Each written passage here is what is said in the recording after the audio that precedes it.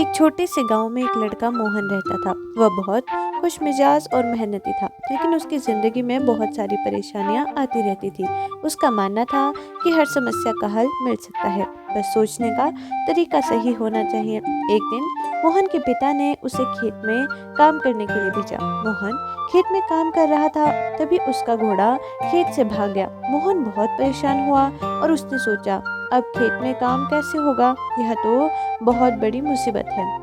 वह दुखी मन से घर लौट आया और अपने पिता को बताने लगा कि घोड़ा भाग गया है। उसके पिता ने शांतिपूर्वक कहा, जो हुआ अच्छा हुआ बेटे, हमें कभी भी किसी बात को बुरा नहीं मानना चाहिए। कुछ दिनों बाद घोड़ा खुद ही वापस आ गया और साथ में एक सुंदर घोड़ी भी लेकर आया। मोहन के पिता ने कहा, देखो अब तुम्हारे पास दो घोड़े हैं, यह तो बहुत अच्छा हुआ। कुछ समय बाद मोहन का बेटा घोड़े पर सवारी करने लगा, लेकिन एक दिन वह गिर गया। उसकी टांग टूट गई। मोहन बहुत घबराया और फिर अपने पिता से बोला, अब तो और भी बड़ी समस्या हो गई है। पिता ने मुस्कुराते हुए कहा, जो हुआ अच्छा हुआ, तुम्हारी टांग टूटने से तुम युद्ध में नहीं जा पाओगे और तुम सुरक्षित रहोगे। कुछ समय बाद गांव में युद्ध हुआ और सभी युवा लड़के लड़ाई में गए। मोहन का बेटा घायल होने के कारण नहीं गया और इस तरह उसकी जान बच गई।